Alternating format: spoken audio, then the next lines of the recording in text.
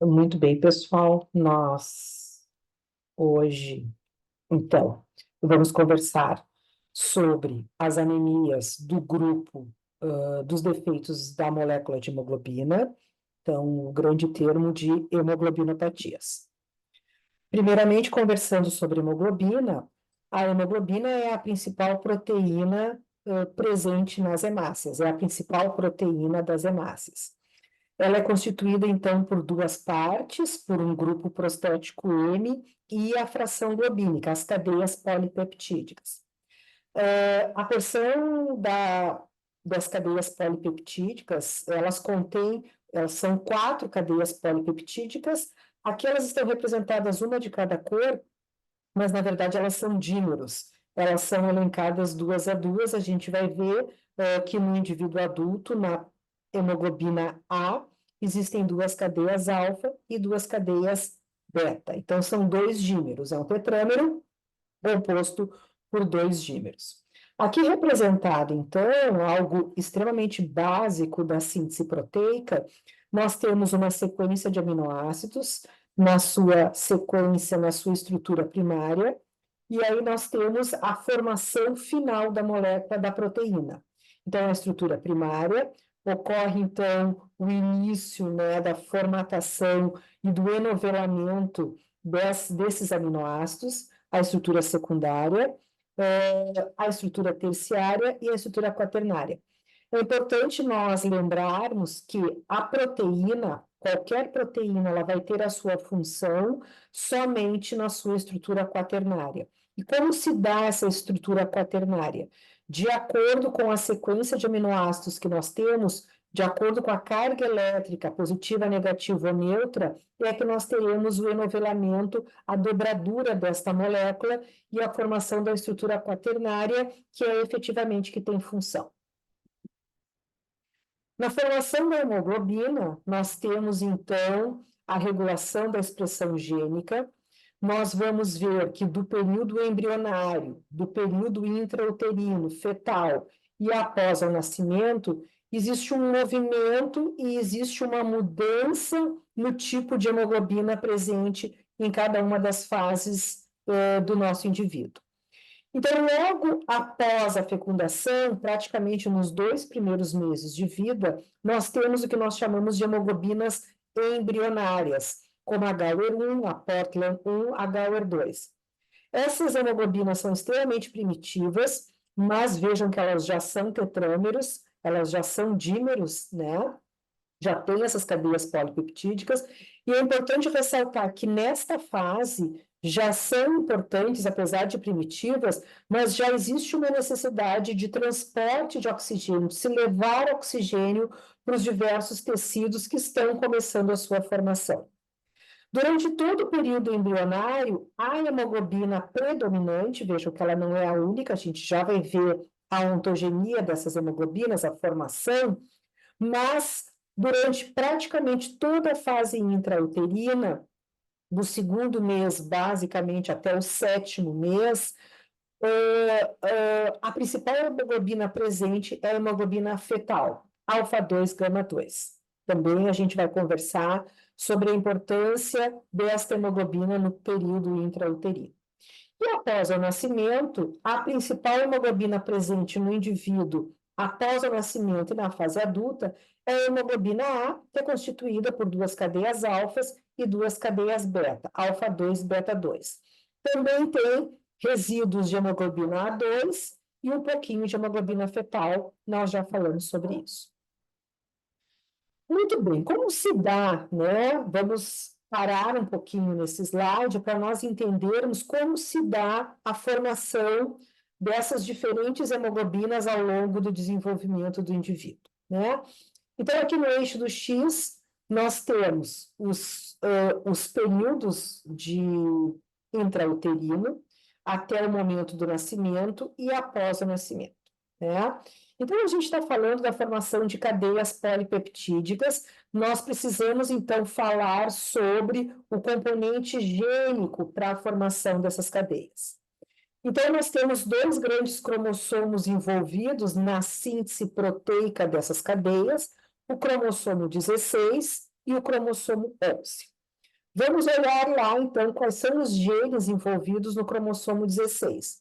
Então, no cromossomo 16, olha lá, vamos correlacionar a corzinha verde. Nós temos, então, a síntese, né, um gene responsável pela produção dessas cadeias embrionárias, no caso zeta, e temos também dois genes envolvidos, representados pela cor vermelha, para a produção das cadeias alfa, isso no cromossomo 16.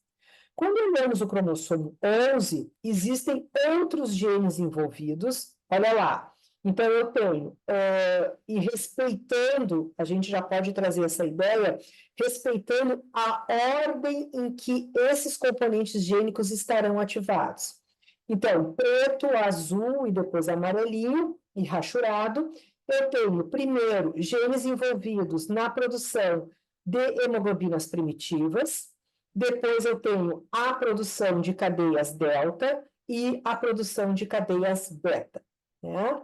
Então, o que nós conversamos no slide anterior, período embrionário, praticamente do momento zero até o segundo mês de vida, vejam que nós temos, então, o acoplamento de cadeias zeta com esses genes envolvidos em outras formação de hemoglobinas embrionárias, e eu tenho a formação de Gauer, Portland, Gauer 1, Gauer 2. Praticamente no segundo mês, até o oitavo, sétimo, oitavo mês, olha lá quem aparece. Risco vermelho, na verdade, existe o início da produção da síntese de cadeias alfas, já logo após o período embrionário e durante todo o período intrauterino e após o nascimento. Então, vejam aqui que cadeias alfas, elas são importantes e necessárias de serem produzidas desde a fase intrauterina e depois do nascimento. Em azul, representado a formação, então, para a combinação com a hemoglobina fetal. Então, cadeias gama.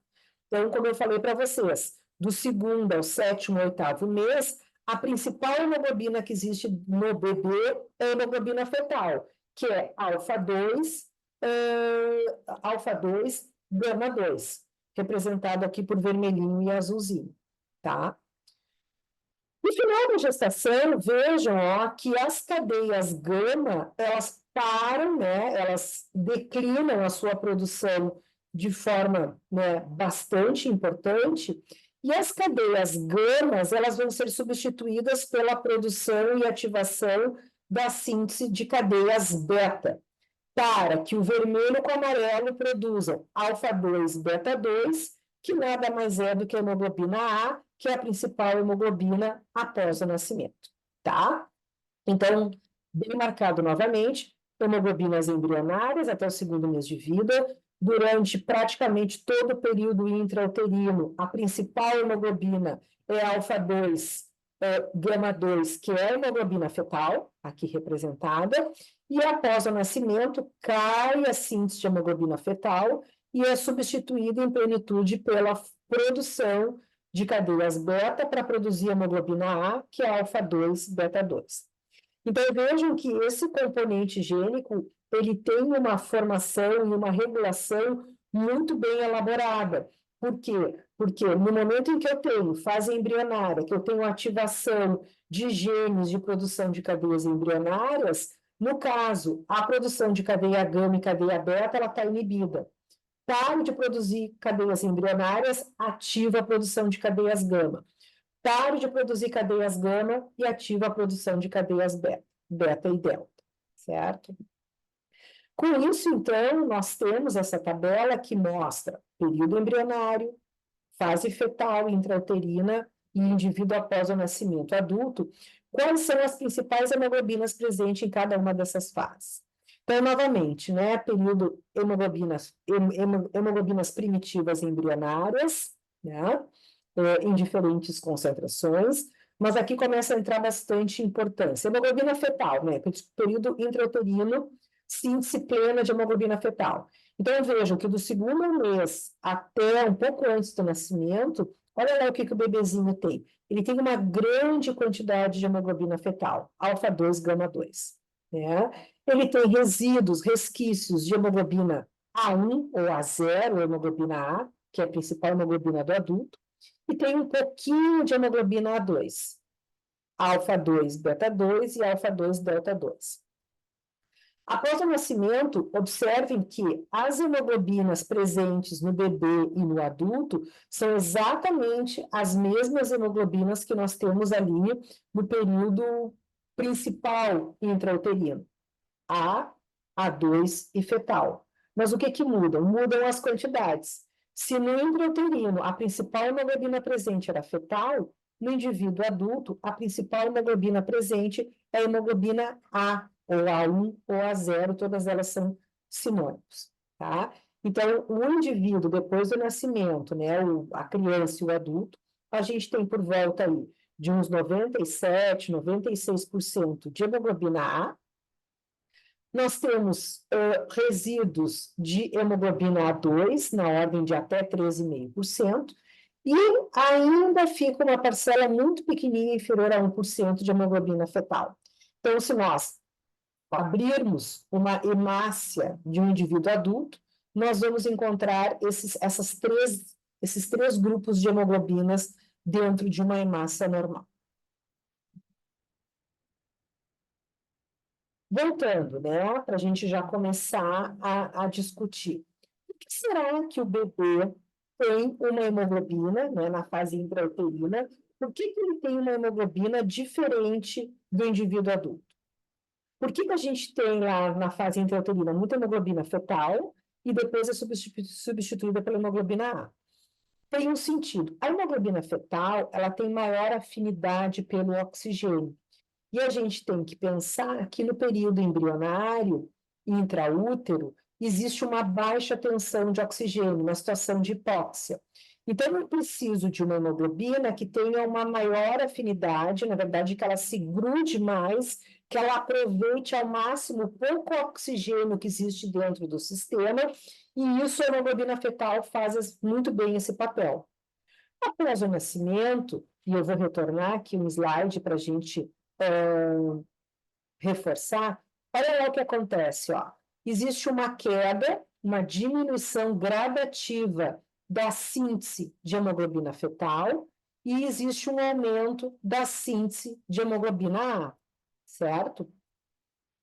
Só um pouquinho. Uhum.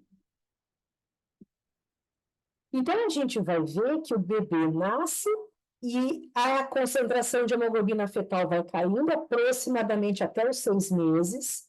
Então, é gradativa essa queda de fetal.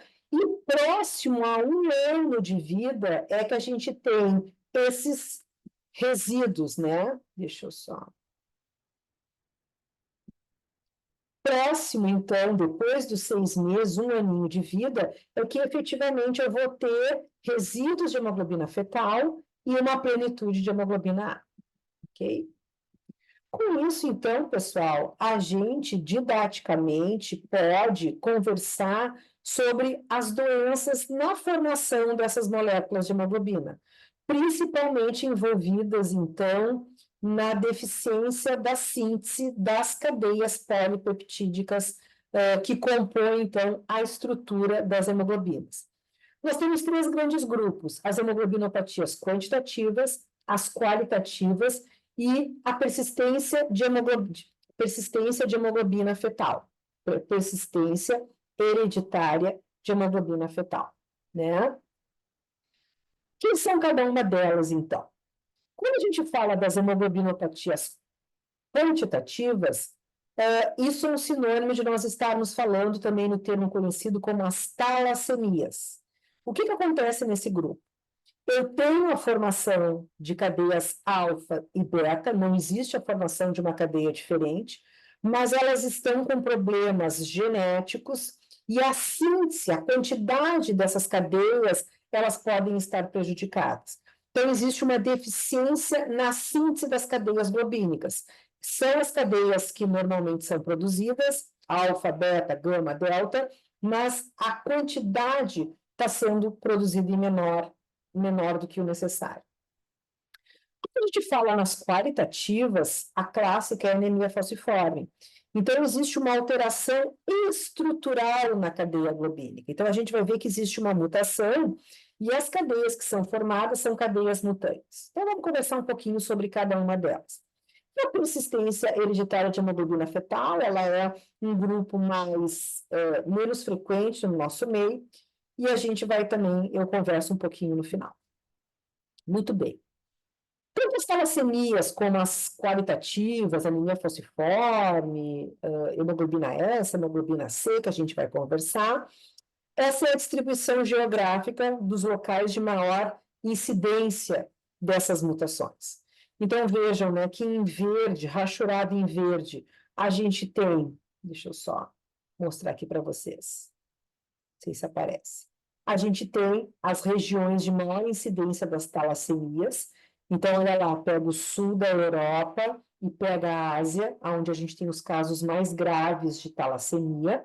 Aqui mostrando, então, Europa, África e Ásia, né? Não está representado o Brasil, mas aqui praticamente é a origem dessas mutações, e é onde a gente tem casos bastante graves.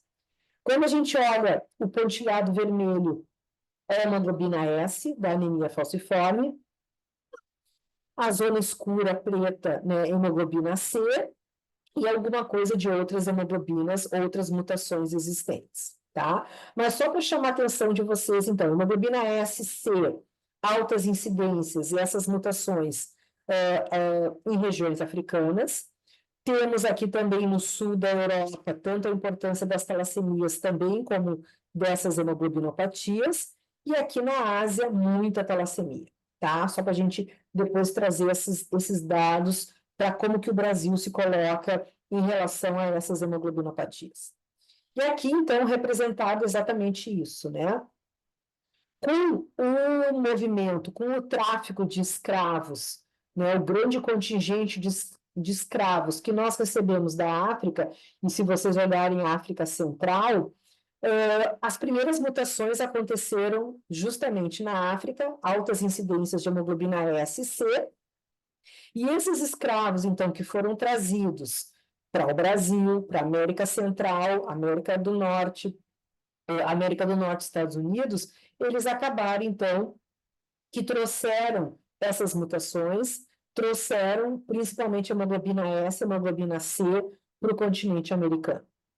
Também, não só o movimento, né, da vinda dos escravos, mas daí um pouco mais tarde nós tivemos outros movimentos, daí movimentos migratórios, com a vida, então, de portugueses, espanhóis, italianos, principalmente, desta região do Mediterrâneo, aonde a gente tem também altas incidências de talassemias, historicamente, o Brasil também. Então, nós recebemos hemoglobina S, anemia falciforme, pela vinda dos escravos e pelos movimentos migratórios, principalmente a entrada de italianos aqui, portugueses e espanhóis, nós recebemos, então, as mutações talassêmicas. E com isso, o Brasil se torna importante nessas doenças a nível de saúde pública. Então, alguns dados atualizados, então, até agora, 2024, uma consulta, então, desse banco em que estão todas as novas hemoglobinas descritas, elas são depositadas nesse site, né, do Globin. Então, até 2024, agora, já foram descritas 1.873 mutações, sejam elas estruturais, na ordem de 1.396, ou 508 que dão origem a alterações talassêmicas. Vejam que essas mutações, a grande maioria são mutações de ponto. Então, a troca de apenas um aminoácido é capaz de provocar uma mudança na estrutura, né, dessas hemoglobinas ou na capacidade de síntese dessas proteínas, causando, então, uma hemoglobinopatia. Quando nós falamos das hemoglobinas estruturais, as principais representantes são a hemoglobina S e C, e a gente vai conversar um pouquinho sobre elas, que vejam que as duas são mutações na posição 6 da cadeia beta, uma trocando ácido glutâmico por valina e a outra mudando, né, mutando ácido glutâmico por uma lisina, e a gente vai entender o que significa a substituição de um único aminoácido na posição 6. Vejam que a gente acabou de dizer que tem 1.873, tem 1.396 hemoglobinas estruturais. A S e a C são as principais representantes. Conforme, historicamente, eles iam descobrindo novas hemoglobinas, eles iam dando as letras do alfabeto.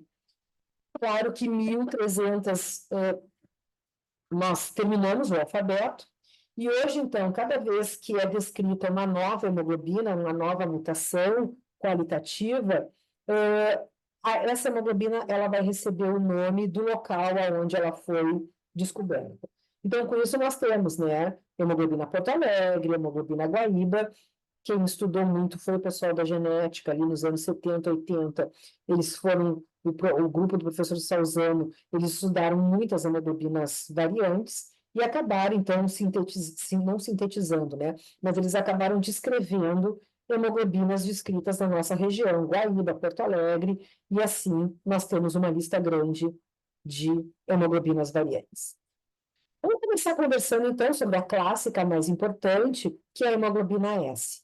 E aqui denominada não anemia falciforme, mas uma síndrome falciforme.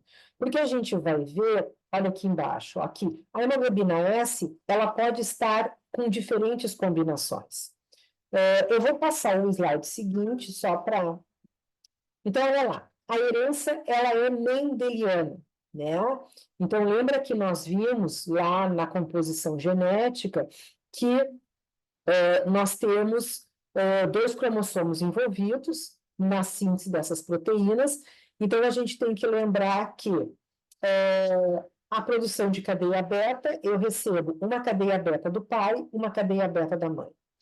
Então, eu tenho, então, no caso, né, o cromossomo, eu tenho dois cromossomos envolvidos, e eu posso ter, então, os pais, as duas situações. Um pai portador e uma mãe normal, então ele tem uma cadeia beta mutada e uma beta normal, e a mãe as duas cadeias betas normais, e eu posso ter ambos portadores. É uma herança mendeliana. Então, para que eu tenha um indivíduo afetado, eu tenho que ter recebido um gene beta alterado do pai e um gene beta alterado da mãe. Então, um casal em que os dois são heterozigotos, eles têm 25% de chances de ter um filho normal, sem nenhuma mutação, 50% de terem filhos portadores da hemoglobina variante e 25% de chance de ter um filho afetado, aonde ele recebeu um gene afetado, um gene beta do pai, um gene beta da mãe. Vou retornar aqui, por isso, então, essa representação por letras, síndromes falciformes, é sempre que existe a presença da hemoglobina S. Como eu tenho dois genes beta, um beta do pai e um beta da mãe, que eu recebo, eu posso ter um indivíduo SS, que daí sim, esse nós chamamos de anemia falciforme, é um indivíduo homozigoto, aonde ele recebeu um gene beta do pai e um gene beta da mãe. Ele pode ser o que nós chamamos um traço falciforme, aonde ele recebeu um gene beta normal e um gene beta mutado, uma mutação, e a gente vai entender o que significa esse indivíduo, que ele é um heterozigoto, né, um traço falciforme. Qual a diferença de um paciente SS para um paciente AS? Mas outras mutações existem, nós vimos lá mais de 1.000 e tantas, né? E a gente pode ter diversas combinações. Eu posso ter recebido um indivíduo, né, ser um indivíduo SC, um beta-S, recebido um gene beta-S e um gene beta-C. SD, S-talassemia beta, S-talassemia alfa. Então, muitas são as combinações, e aqui aparece a complexidade de se estudar sobre as hemoglobinopatias e a necessidade, muitas vezes, de estudos complementares, estudos genéticos, para a gente conseguir fechar o diagnóstico final. Claro que o SS, a anemia falciforme, ela é a mais prevalente no nosso meio, e essas outras combinações da hemoglobina S com hemoglobinas variantes raras, elas são menos frequentes no nosso meio, mas às vezes é necessário que a gente faça um estudo completo para poder entender qual é a herança genética do nosso paciente, tá? Então, a gente já comentou a herança mendeliana. Eu tenho, então, indivíduos que são portadores, e a gente vai ver que eles são assintomáticos. podendo, então, dois portadores dar um indivíduo doente, sintomático, que é o motivo importante da nossa aula aqui. Então, a gente falando sobre a etiopatogenia ou a fisiopatologia, o que que acontece num paciente com anemia falciforme? Então, vamos desdobrar esse slide. Então, eu tenho um indivíduo, né? Eu tenho, por exemplo, uma situação normal, que tem a hemoglobina A, onde eu tenho o ácido glutâmico na posição 6 do gene beta. Se ocorre uma mutação de ponto, o ácido glutâmico ele vai ser substituído por uma valina. Isso faz, então, que tenha a produção de hemoglobina S dentro da hemácia. Essa hemoglobina S, quando ela está, a hemoglobina está ligada ao oxigênio, ela está oxigenada, nada acontece com essa hemácia. Mas no momento em que a hemácia libera esse oxigênio, então na sua forma desoxigenada, esta hemoglobina S, ela tem dificuldade de solubilização dentro do eritrócito. E esta hemoglobina insolúvel, para que ocorra uma acomodação dela, ela forma, então, esses que nós chamamos anéis tactoides, ela forma um polímero, e ela acaba provocando esse prolongamento da hemácia para que tenha uma melhor acomodação. Então, vamos de novo, né? Então, uma mutação de ponto, a troca do aminoácido, ácido glutâmico, por uma valina, na forma desoxigenada, faz com que a hemoglobina S tenha baixa solubilidade, forme esses anéis tactoides, provocando, então, esse prolongamento, na verdade, esses polímeros provocam, então, a formação, esse aspecto de foice da hemácia. Olha lá o que esse drepanócito, que essa foice acaba provocando a nível sistêmico. Esses drepanócitos, em primeiro lugar, eles têm dificuldade de locomoção. Então, principalmente em pequenos vasos, eles acabam obstruindo, eles acabam fazendo uma oclusão microvascular. No momento em que eles fazem essa oclusão, ocorre a interrupção, então, da passagem de sangue, da passagem de oxigênio, e isso provoca uma necrose no tecido. Vejam que a gente está falando de uma hemácia, de um drepanócito que circula por tudo. Circula do sistema nervoso central à ponta do dedão do pé. Então, essas oclusões a nível microvascular, elas vão ocorrendo de forma sistêmica. Claro, aqui representado pelo baço, claro que o baço, como ele é o órgão de controle de qualidade, ele é talvez um dos órgãos que mais sofra as crises vaso-oclusivas. Mas a gente vai ver que a doença crônica, ela acaba se agravando justamente porque ela vai provocando processos, então, essas necroses, essas oclusões em todos os órgãos dos nossos pacientes. Aqui, novamente, né, representando, então, a fisiopatologia, então, a mutação de ponto, então, a troca do ácido glutâmico pela valina, aqui a representação da dificuldade de solubilização, a formação, então, dos anéis tactoides e o prolongamento e a formação da foice. Aqui representado também na microcirculação os processos de vasoclusão. Vejam que no momento, esses drepanócitos têm uma maior adesão, e no momento em que eles desencadeiam esse processo inflamatório, eles acabam também piorando o quadro, porque eles vão acabar recrutando neutrófilos e plaquetas, e isso forma uma vasoclusão maior ainda, a interrupção da circulação sanguínea e a necrose, muitas vezes a morte dessa região dos tecidos. Então, novamente, né, em condições de hipóxia, então, no momento em que a hemácia entrega o oxigênio, é onde a gente tem a maior formação desses drepanócitos. Esses drepanócitos, eles são formados de forma reversível, porque a gente tem a troca. Então, na forma desoxigenada, ele falciza, na forma oxigenada, ele volta à sua conformação de disco bicôncavo. Esse processo de vai e vem muitas vezes chega num determinado momento em que essa falsização se torna irreversível, e aí nós visualizamos os drepanócitos na sua forma, digamos, definitiva, né, na forma de foice, a nível da distensão sanguínea. Então, como consequência, a gente tem um quadro de uma anemia hemolítica crônica, né? Então, a hemólise crônica, porque esse processo se dá constantemente. A lesão crônica e progressiva de órgãos por causa das crises vasoclusivas. E as crises vasoclusivas, elas são dolorosas, elas são processos agudos dolorosos. É um grande fonte de dor e de complicações clínicas dos nossos pacientes. Então, as manifestações clínicas, né? Então, se nós voltarmos, olha lá, o bebê nasce com hemoglobina S dentro da hemácia, então vejam que se é o SS, ele não tem hemoglobina A, ele vai ter hemoglobina S, ele tem resíduos de hemoglobina A2 e de hemoglobina fetal, isso permanece.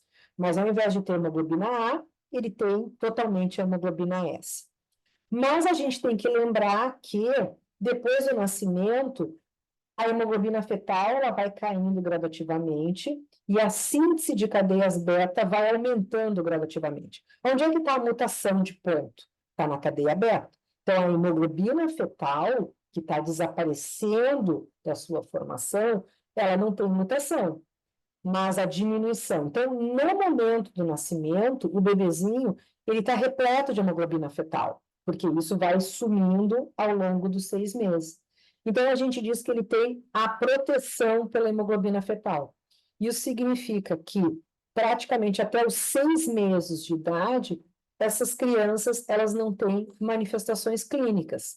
E as primeiras manifestações clínicas da gravidade da anemia hemolítica começam por volta do 8º, um pouco antes do 1º ano de vida, nessas crianças, porque eles estão protegidos enquanto ele tem hemoglobina fetal.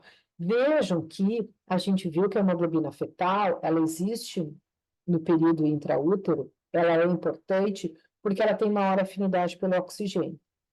Nasceu nas condições normais, eu não preciso mais da hemoglobina fetal. Até ali eu não comentei com vocês, mas a persistência hereditária de hemoglobina fetal, ela é ruim quando existem mutações que fazem que essas concentrações de hemoglobina permaneçam altas após o nascimento.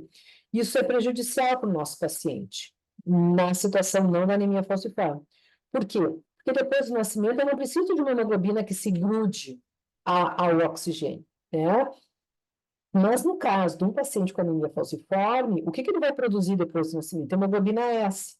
E a hemoglobina S é extremamente nociva. Então, entre ter hemoglobina S e ter hemoglobina fetal, é melhor que ele tenha hemoglobina fetal, mesmo essa tendo maior afinidade pelo oxigênio.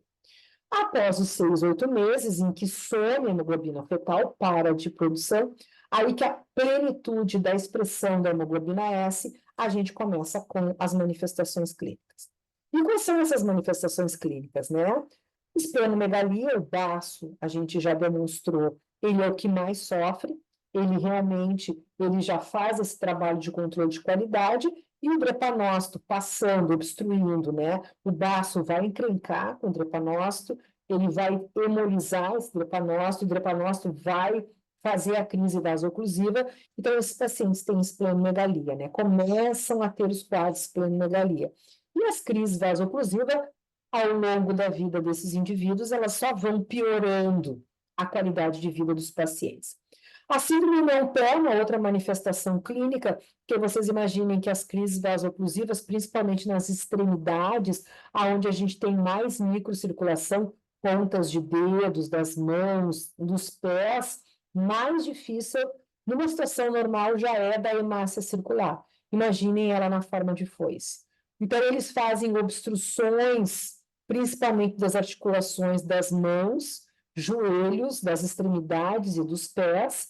Eles sentem muitas dores articulares, porque ocorre, então, a crise vasoclusiva nas articulações, o acúmulo desses drepanócitos, provocando, então, processos inflamatórios, um inchaço dessas mãos, e as dores.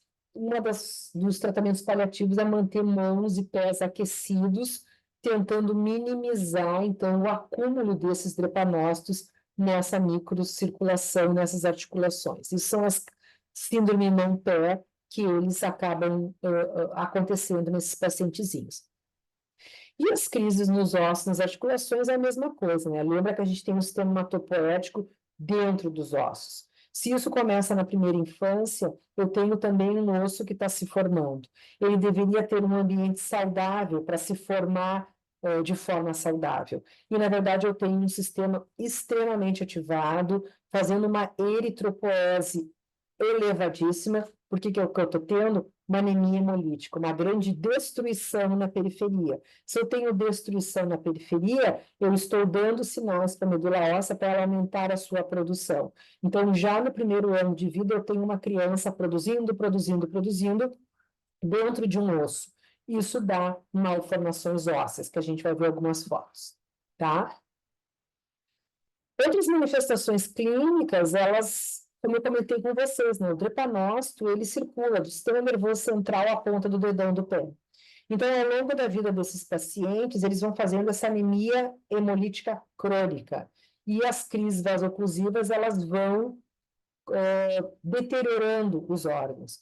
Então, olha lá, então eles têm sintomas a nível do sistema nervoso central, porque a gente vai ter obstrução, né, essa hemácia está lá no cérebro obstruindo, crises abdominais, eles têm grande susceptibilidade a infecções, então é uma principal causa de óbito nessas crianças até o primeiro ano, são infecções fulminantes, eles recebem, então, antibiótico terapia preventiva e toda a carteira de vacinações preconizadas na primeira infância. Eles têm complicações como crise de sequestro esplênico, também é uma grande complicação, em que ocorre uma concentração de hemácias a nível de baço, e eles podendo levar ao óbito. Crises hemolíticas, então eles destruição, crises aplásicas, também eles podem parar de produzir essas células como se fosse um esgotamento do sistema hematopoético por uma produção. Crises megaloblásticas, eles precisam de reposição de nutrientes, vocês já viram as anemias megaloblásticas, né? A deficiência de vitamina B12 e de ácido fólico, eles recebem ácido fólico como coadjuvante, justamente porque eles estão produzindo, hemolisando e produzindo, então eles precisam da reposição desses nutrientes para que eles não formem essas anemias carenciais. Com o passar dos anos, né, então aqui representado, a gente consegue ver justamente pelas figuras, olha lá, pulmão, sistema circulatório, né, sistema esplênico, sistema gastrointestinal, sistema renal, sistema ósseo, então vejam, né, a hemácia circula por tudo. Então, vasoclusão de pulmões, do sistema circulatório, o baço sofrendo muito, problemas renais, justamente porque, de novo, provocam, né? Então, esses pacientes, a sobrevida deles tem aumentado muito, ano a ano, só que quanto mais tempo esses pacientes, eles permanecem vivos, mais são as complicações clínicas que eles acabam tendo, novamente porque a hemácia ela vai circulando, o drepanócito vai circulando e ele vai necrosando gradativamente todos esses órgãos, né? Então, lá, manifestações pulmonares, hepatobiliares, geniturinárias, nefróticas, oculares, úlceras nas pernas, então muitas, a qualidade de vida de alguns desses pacientes é bastante complicada. Algumas fotos representando, né? Então, olha lá, a icterícia, a gente está falando, então, de uma hemólise da bilirrubina indireta, aqui representado, então, em membros inferiores, a abertura, né, de lesões e a dificuldade de cicatrização que esses pacientes têm, justamente pelas crises vasoclusivas e a falta de chegada de oxigênio nesses tecidos para que ocorra o fechamento.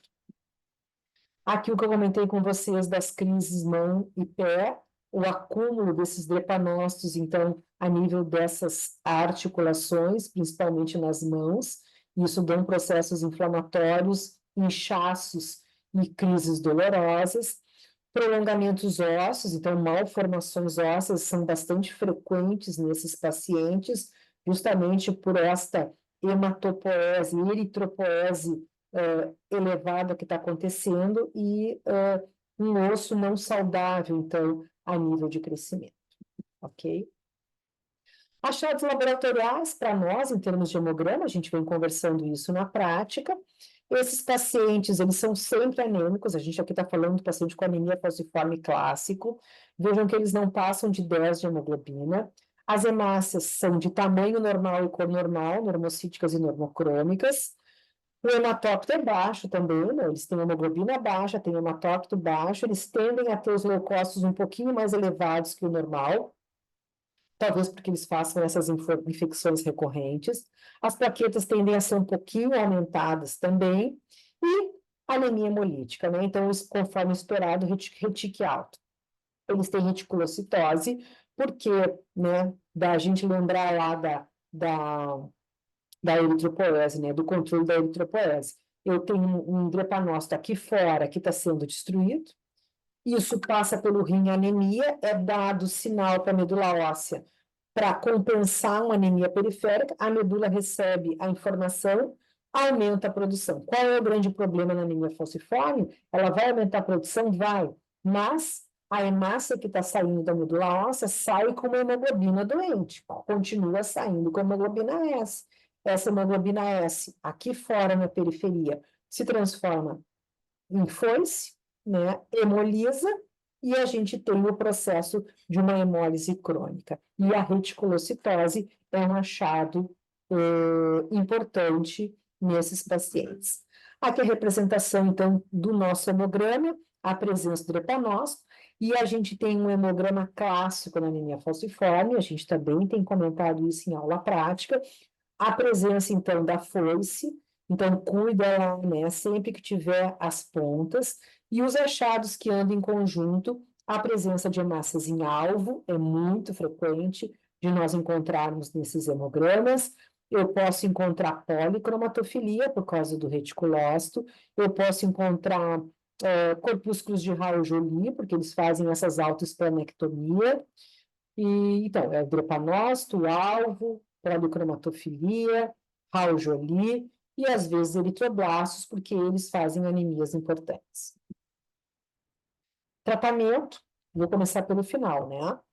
Tratamento curativo, transplante de medula óssea, a gente vai ter uma aula de transplante sobre, para entender um pouquinho melhor, mas a única forma é a gente substituir essa célula-tronco que está formando a hemoglobina S por uma célula-tronco saudável que possa produzir hemoglobina A. Na falta, né, de um tratamento curativo, existem tratamentos que são preventivos ou paliativos, transfusão de sangue, se eles estiverem anemizando muito, é um tratamento paliativo, tem que cuidar muito da transfusão, porque o aumento da viscosidade pode piorar as crises vasoclusivas, controles da dor, e aí importante, porque eles vão para o uso de opioides, eles tomam morfina, porque eles têm as crises vasoclusivas extremamente dolorosas, então está previsto, está prescrito para eles o uso de opioides, agentes antifalcizantes, e aqui a gente tem a ativação da cinsahemoglobina fetal, a hidroxureia, que é um quimioterápico utilizado, e aí a gente tem a distribuição pelo Ministério da Saúde, a nível de, né, do governo do estado. A gente tem, então, um conjunto de medicações autorizadas para esses pacientes. Entre as medicações, então, a gente tem a hidroxureia, que é justamente para ativar a produção de hemoglobina fetal, nós já comentamos sobre isso, é melhor ter hemoglobina fetal do que hemoglobina S, então a hidroxureia é um quimioterápico, e como, digamos, efeito colateral, ela aumenta a produção de fetal no indivíduo que é adulto, então não deveria estar produzindo. Eles tomam antibiótico terapia, eles tomam PNV oral até os 5 anos de idade, do primeiro mês aos 5 anos de idade, para evitar as grandes infecções. Eles tomam também ácido fólico, justamente porque a gente comentou, porque eles estão realmente, eles são grandes produtores de eritropoetina. Muito bem, o que a gente acabou de comentar é sobre o paciente SS, anemia falciforme clássica. Aqui, né, no nosso lidograma representado é o doente. Mas agora a gente vai rapidamente conversar sobre os traços falciformes. São os indivíduos que são AS, eles são portadores da hemoglobina S, mas vejam, né, eles são assintomáticos. Doente interrogado, não, eles não são doentes, né? Eles são importantes, não são doentes, mas eles são importantes a nível de aconselhamento genético. Então, vejam que eles têm 50% de hemoglobina A e 50% de hemoglobina S. O SS é 100%, né? 100% é quase 100% de hemoglobina S. E aqui ele tem hemoglobina A em maior quantidade. Então, esta hemoglobina A de 50%, provavelmente ela dá condições para que essa hemácia tenha uma vida normal. Ela não falciza. Tudo que nós conversamos até agora do SS, as complicações, os achados clínicos, é em função da falsização. Se eu tenho hemoglobina S dentro da hemácia, mas ela não falsiza, então ela não é um problema.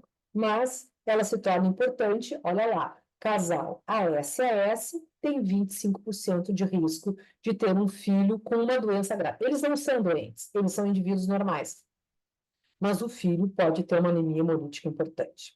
Esses AS-AS também fica a informação, são pacientes tão normais que nós encontramos esse paciente no banco de sangue. Eles são doadores de sangue e hoje as bolsas são criadas para hemoglobinas variantes, entre todas as triagens que são desencadeadas, não que ele não vá ser um doador, até que ele tem hematócrito normal, hemoglobina normal, mas acaba que o banco de sangue deveria ter um encaminhamento de aconselhamento genético para a orientação desses pacientes. A segunda grande hemoglobina qualitativa, variante mais frequente no nosso meio depois da S, é a C. E aí a gente tem aqui o exemplo da hemoglobina do indivíduo CC. Olha lá que é a hemoglobina C. Também é uma mutação de ponto na posição 6 do ácido glutâmico, aqui por uma lisina. Né? A S era uma valina e aqui substitui por uma lisina. Também a mutação teve origem no continente africano, só que qual é a diferença de um CC para o SS que a gente acabou de ver? Tudo bem que ele tem uma hemoglobina que não é hemoglobina A, mas o indivíduo CC, e aqui a principal achado no hemograma é a presença de hemácia em alvo, tá? Esta hemácia, ela fica mais rígida, a parede dela, né, a membrana dela é mais rígida. Lembra que a gente tem que ter maleabilidade, a hemácia tem que ter maleabilidade, e isso é testado lá a nível de baço. Então, o problema desses pacientes, eles fazem uma anemia, mas vejam que ela é branda, nada perto do estrago que o drepanócito faz nos pacientes SS, né? Então, de novo, quem vai sofrer? O baço. Essa hemácia, na hora que ela tem que testar a sua maleabilidade no baço, lá ela pode trancar e aí ela pode ser hemolizada. Mas o CC, no sistema nervoso central, na articulação, nada tem problema. Vai levar oxigênio, vai transportar. Então, é uma anemia, mas é uma anemia bem mais branda, né? E que, de longe, não tem todas as complicações clínicas que a gente acabou de ver do SS, tá? Tem esse achado característico das hemácias em alvo, é um achado interessante, não é específico o passivo da hemoglobina C, tu pode ter esse hemograma de hemácias em alvo num cara, num hepatopata, num paciente que tem cirrose, que tem hepatite, ele vai ter o mesmo achado da hemácia em alvo, tá? Então, não é específico, mas é muito comum. Então, quando a gente está fechando o diagnóstico, tu vê hemograma com anemia, o paciente tem esplenomegalia, tem hemácias em alvo, hemoglobina C. Conjunto de informações fecha, tá? Mas a gente viu que hemácia em alvo aparece lá no hemograma do SS, hemácia em alvo pode aparecer no hepatopata, então cuidado lá, que não é um achado específico. Ele fecha no diagnóstico, mas ele não é específico, tá bem? Então, e de novo, né, é uma doença que se concentra, uma anemia com esplenomegalia. Então, qual é o órgão que realmente é afetado e prejudicado? Baço, tá? Muito bem. Saindo das qualitativas, a S, a C como principais representantes, a gente agora vai falar das quantitativas. Então, quem são as talassemias, né? Então, novamente, a gente tem lá, né, o cromossomo 11 e a gente tem o cromossomo 16, e o que a gente viu, né? Então, eu tenho síntese de cadeias beta no cromossomo 11, e aí eu tenho um cromossomo aqui representado, por exemplo, do pai e da mãe. Então, lembrando que o indivíduo, ó, ele é beta-beta, né? E eu tenho as sínteses de cadeias alfas lá no cromossomo 16. Eu tenho dois genes, porque a gente viu que a gente precisa de cadeia alfa. A alfa, ela é muito importante. Já lá nas hemoglobinas embrionárias, eu já preciso de cadeia alfa. Então, o sistema, praticamente, ele se protege. Imagine, né? Ele tem duas caixinhas para produzir. Se uma falhar, eu ainda tenho o recurso da segunda para garantir a produção de cadeia alfa, que é extremamente importante na produção da hemácia final, tá? Então, novamente, eu tenho lá, né, eu deveria ter íntegro a produção de cadeias beta-beta e a produção de cadeias alfa, tá? A herança das talassemias, mesma coisa, mendeliana, como é a anemia falciforme. Então, eu tenho indivíduos que são normais, indivíduos portadores e indivíduos afetados, vamos dizer assim, né? Só que a gente vai ver que no caso da talassemia, diferente também lá do traço falciforme, lá o indivíduo SS era doente e os AS, eles eram assintomáticos. Aqui nas talassemias, o indivíduo, né, totalmente afetado, então, que recebeu duas mutações, ele é doente. Mas a gente vai ver que o traço talassêmico, que é o indivíduo que recebe metade das mutações, ele também pode ser sintomático, tá? E por isso eles são também hemoglobinopatias quantitativas. Mas a herança é mendeliana. Então, com isso, a gente vem, né? Talassemias alfa e beta. Se o defeito estiver na produção de cadeias alfa, talassemia alfa. Se o defeito estiver na produção de cadeias beta, talassemia beta. E eu tenho, então, a deficiência parcial ou total. Talvez ele produza menos do que o desejado e talvez ele não produza nada daquela cadeia, tá? E isso vai fazer, então, que ele tenha uma eritropoese ineficaz. Então, ele tem a dificuldade em produzir uma hemácia na sua integralidade, porque ele não consegue produzir uma hemoglobina completa, que é o que ele precisaria preencher aquela hemácia. Então, com isso, então, eu tenho a redução na produção da hemoglobina normal, dentro dessa hemácia, e uma anemia microcítica hipocrômica, tá? Então, olha lá, o SS é uma anemia normocítica e normocrômica. A anemia falciforme, a hemácia, ela sai da medula óssea de tamanho normal e cor normal, e na periferia ela falciza e é hemolizada. Então, a coisa acontece fora da medula óssea. Nas talassemias, como tu não consegue produzir hemoglobina A, já na saída, na produção da medula óssea, o sistema ele já diminui o tamanho da hemácia, justamente para que produzir uma hemácia grande se tu não vai conseguir completar ela adequadamente com a hemoglobina. Então, a hemácia ela já vem pequena da medula óssea. E aí vem a anemia microcítica hipocrômica, tá?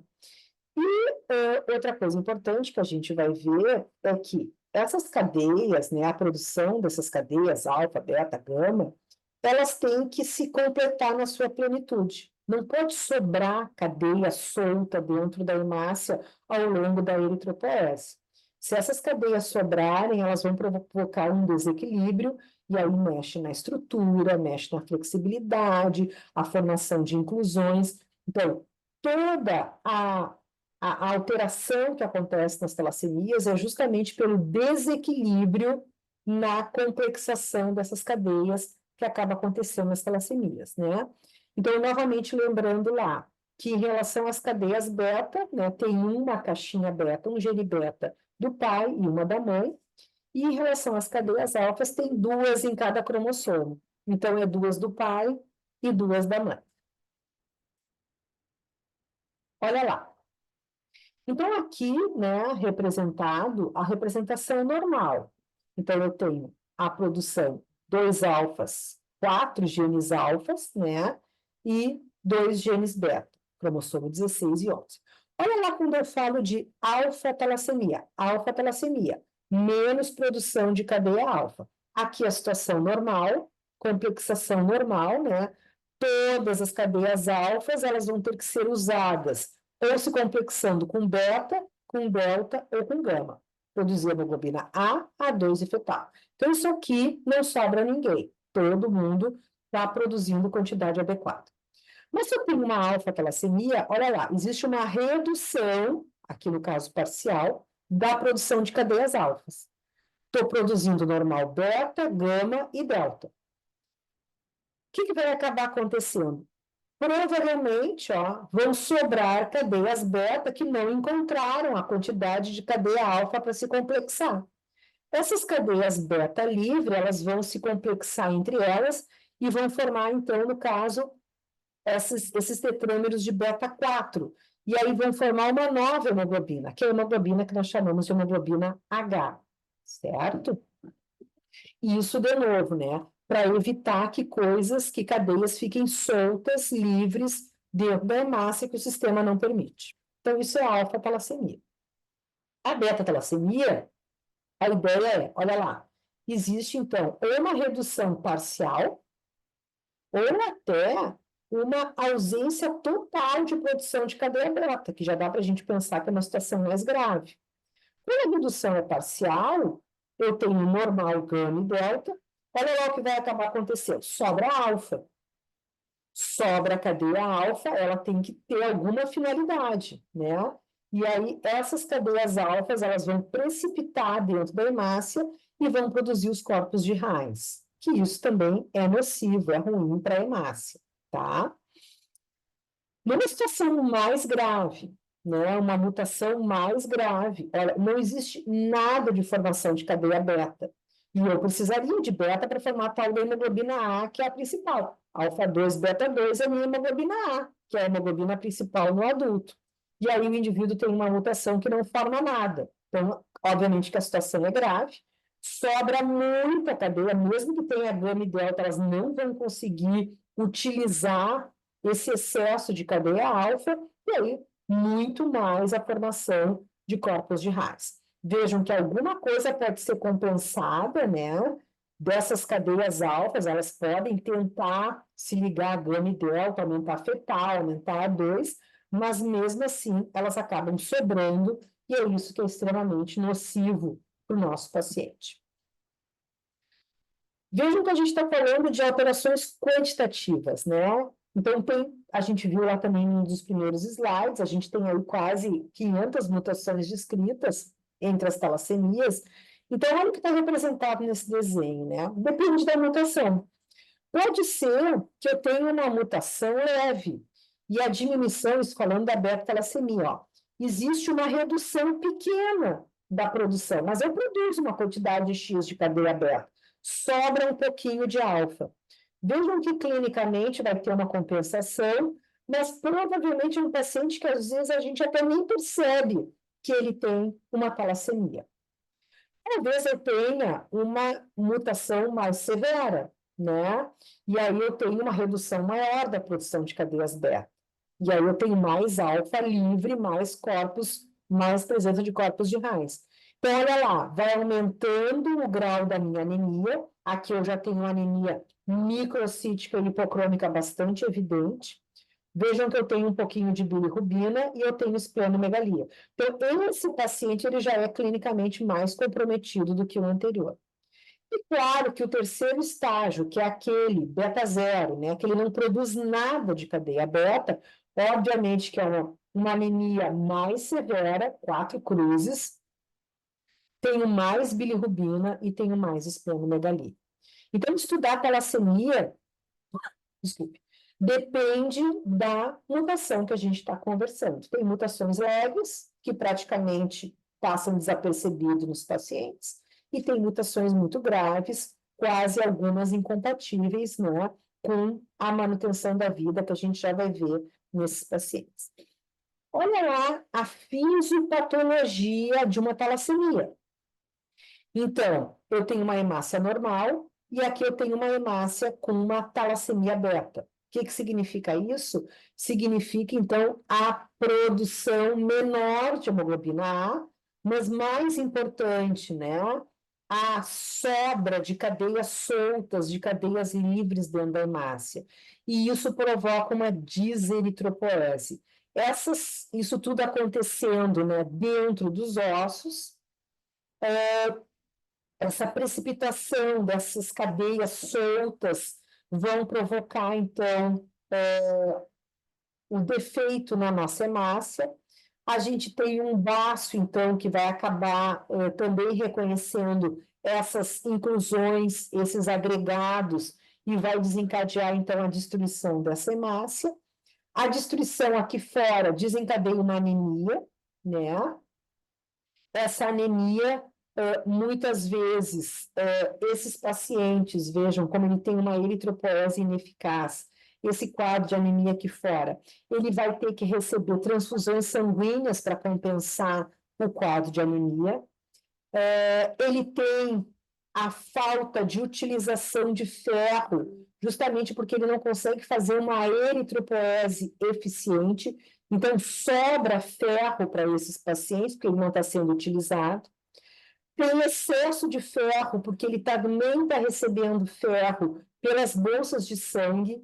Então, esses pacientes, uma das grandes complicações, eles têm acúmulo de ferro, excesso de ferro. Esse acúmulo de ferro, ele pode se depositar no fígado, ele pode se depositar no coração, ele pode desencadear, então, processos neoplásicos no fígado, insuficiência cardíaca, pelo depósito de ferro em excesso desses pacientes. Eles têm alterações ósseas importantes, justamente porque ele tem essa deseritropoese, ele tem esta falha na produção das hemácias, o sistema é defeituoso, provoca deformidades esqueléticas, tá? Olha lá, então, como é o hemograma e como é a clínica, né? Vejam que ele tem defeitos nas suas cadeias, é uma beta-talassemia maior, ele tem o que a gente chama beta mais ou beta zero. Beta mais são mutações que produzem menos, e beta zero são mutações que não produzem nada de cadeia beta. Como eu recebo uma do pai e outra da mãe, eu posso ter recebido uma mutação parcial do pai, uma parcial da mãe, e isso dá um resultado final. Mas talvez eu possa ter recebido duas mutações graves do pai e da mãe, e obviamente clinicamente esse paciente é mais comprometido. Falando então da talassemia beta maior, olha lá a hemoglobina deles, de 2 a 3 gramas, gramas por decilitro, tá? Um paciente com uma anemia muito grave, né? Uma microcitose e uma hipocromia acentuada. Essa anisopoiculocitose, a gente já veio ver uma foto, né? É um paciente realmente que esse paciente aqui que não produz quase nada é um paciente que, então, vocês podem imaginar, ele não produz cadeia beta, ele produz muito pouco, então ele não produz hemoglobina A. Então, é uma hemácia que não consegue preencher de hemoglobina, que vai ter que fazer transporte de oxigênio, tá? Hepatoesplenomegalia, retardo no crescimento, alterações ósseas, icterícias, é um paciente dependente de transfusão, porque de alguma forma ele vai ter que fazer transporte de oxigênio, retique e eritroblastos aumentados, né? Porque ele está. Desculpe. E a eletroforese a gente vai ver. Então, olha lá, ó. Então, essa é uma talassemia maior. Olha lá a hepatoesplenomegalia da criança. Olha o sangue com uma baita de uma poiquilocitose, é uma bagunça, uma anemia importante, muitos eritroblastos, hemácias jovens, que é o que o sistema tem para mandar. E aqui é mostrando as bombinhas de ferro, como eu falei para vocês, como eles usam pouco ferro, ou eles recebem ferro de fonte, né, por transfusão, a gente tem que, né, para evitar as complicações, tem que botar essas bombinhas para complexar o ferro e tirar o excesso de ferro desses pacientes. Mas olha lá, né? Eu vou voltar aqui, ó. Isso aqui é o paciente com talassemia maior, beta ou anemia de Kuhn. Mas eu posso também falar do traço talassêmico. Como eu falei da anemia falciforme e do traço falciforme, eu posso falar da talassemia maior e do traço talassêmico. Olha lá como é o traço talassêmico. Ó. Eu recebo dois genes beta. Eu posso ter recebido uma mutação, né, um gene beta mutado e um beta normal. Então, isso é um paciente, digamos, heterozigoto. Vamos dizer que ele tem 50% de produção de cadeias beta. Então, ele produz hemoglobina A. Vejam que ele é um paciente que faz uma anemia, mas ele faz uma anemia leve, uma anemia microcítica, né? Olha lá por que que esse paciente ele é aumentado. Quem é que também tem anemia microcítica? O paciente com anemia ferropriva, né? A anemia ferropriva, lá a gente viu que é uma anemia microcítica e hipocrômica. Então, anemia microcítica pode ser deficiência de ferro, que é o mais frequente, ou pode ser uma talassemia, então, que aqui no caso é um defeito genético, tá? Então, o traço talassêmico, ele é importante de ser investigado, e a gente tem muito traço talassêmico no nosso meio, por quê? Porque as talassemias, as grandes mutações que nós recebemos são dos imigrantes italianos. Tem mutações espanholas, portuguesas, mas ali os descendentes. E aqui no Rio Grande do Sul a gente recebeu muito italiano, tem muito italiano. Então a gente pega essa região de imigração italiana, a gente tem talvez não grandes casos de talassemia beta maior, que são os casos graves, mas a gente tem muito esse genótipo, que recebeu uma mutação de do pai ou da mãe, tem uma anemia leve. E o que que isso aqui é importante, né, pessoal? Daí fica a pergunta: se der sulfato ferroso para esse paciente, ele vai responder ou não, né? Fica a pergunta, e aí a gente pode discutir em sala de aula o que que vai acontecer com esses pacientes. A talassemia alfa, né? A gente viu que a gente tem 2 e 2. Eu recebo 2 genes alfas do pai, 2 genes alfas da mãe. A mesma ideia, ó. Eu posso ter, como ele é quantitativo, eu posso ter um gradiente de gravidade que vai aumentando. Imagine que dos 4, 3 são normais e um é mutado. Dos 4, 2 são normais e 2 são mutados. Dos 4, só um é funcionante. E uma situação extrema, nenhuma produção de cadeia alfa. Se a gente for olhar, ó, o grau da anemia vai aumentando conforme vai aumentando essa situação. Então, eu começo com uma anemia leve, sempre microcítica e hipocrômica, uma anemia mais importante, porque ele está produzindo pouca cadeia alfa, e quando eu tenho a deleção completa, né, a ausência completa de produção de cadeia alfa, claro que isso é grave e isso é incompatível com a vida. A mesma ideia que a gente fez os gráficos, né, da beta-talassemia, eu tenho da alfa-talassemia, né? Eu posso ter uma pequena redução, uma redução maior, e o que é uma hidropsia fetal incompatível com a vida? A gente viu que eu preciso de cadeias alfas lá para as hemoglobinas embrionárias, e aí a gente não tem, o indivíduo não tem como sobreviver, e aqui a gente tem os natimortos, ou aqueles bebezinhos que nascem e sobrevivem algumas horas. Alguém poderia me perguntar, nem com transfusão? Não, eles não conseguem sobreviver nem com transfusão, tá?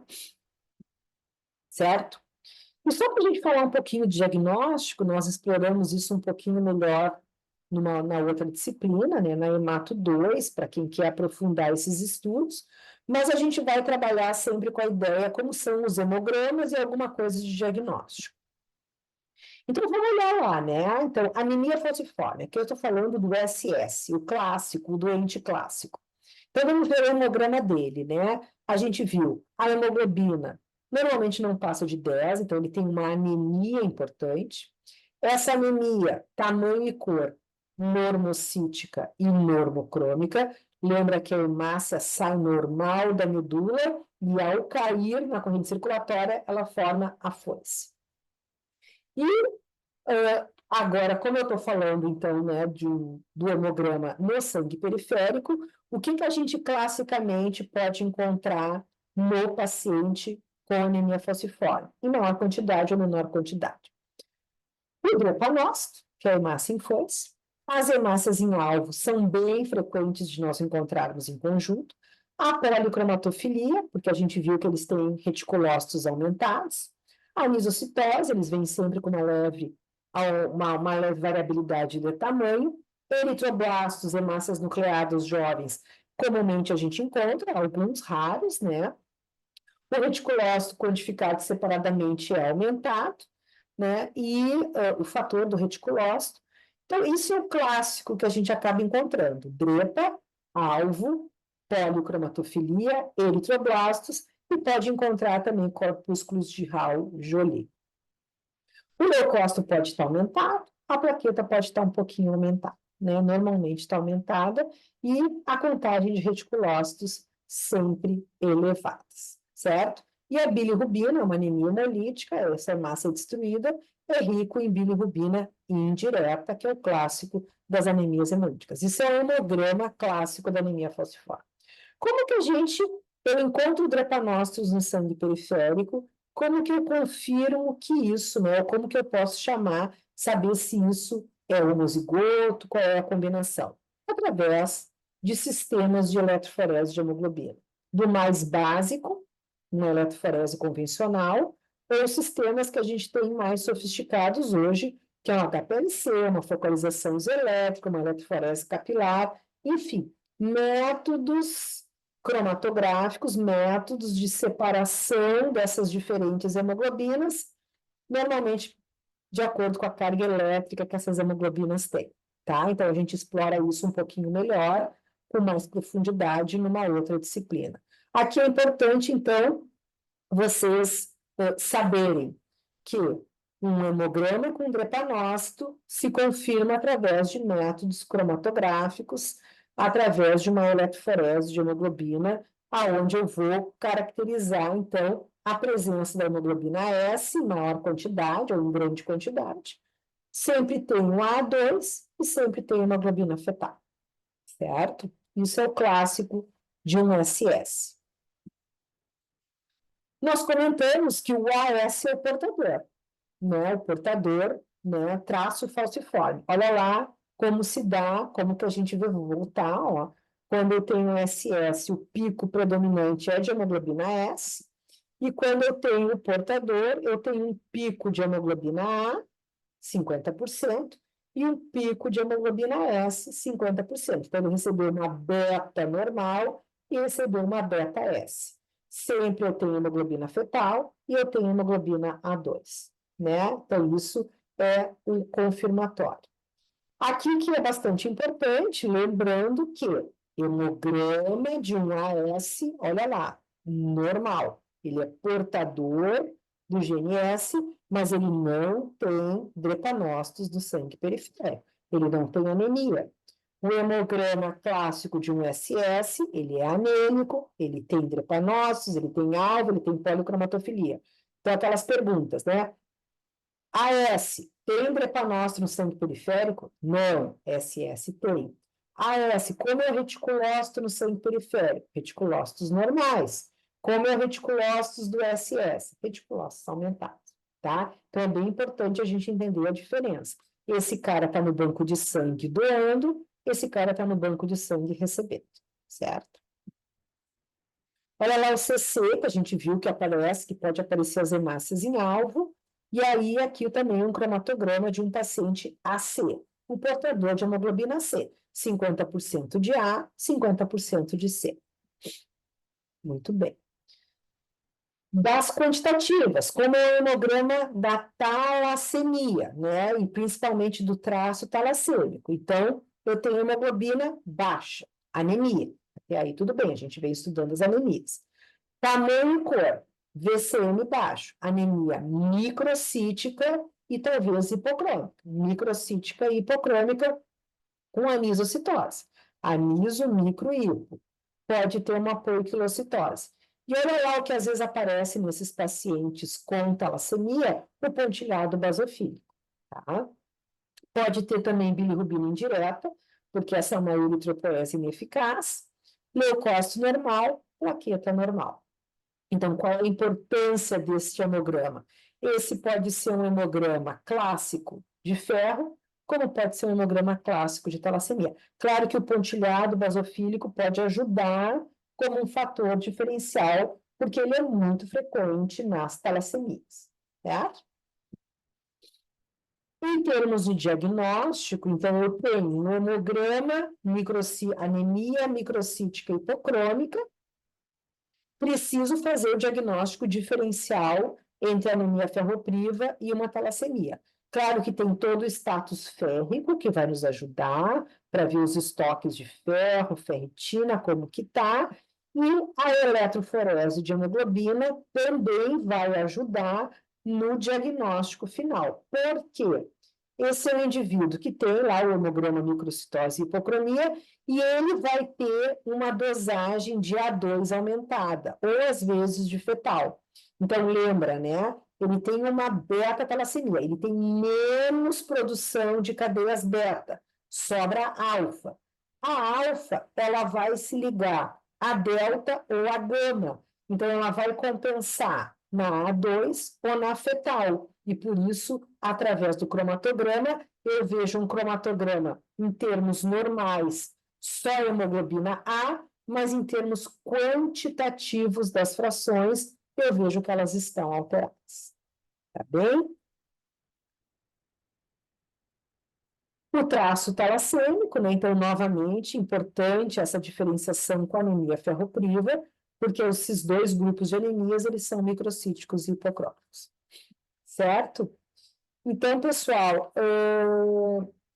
em relação às hemoglobinopatias e um pouquinho, muito rapidamente, sobre o diagnóstico, nós conversamos aqui na nossa aula. Teremos a oportunidade de discutir presencialmente dúvidas que vocês queiram esclarecer e de complementar, então, todos esses conceitos através das aulas práticas de microscopia, onde nós temos, então, hemogramas clássicos de talassemias e hemogramas clássicos, então, de todas essas anemias falciformes ou síndromes falciformes. Obrigada.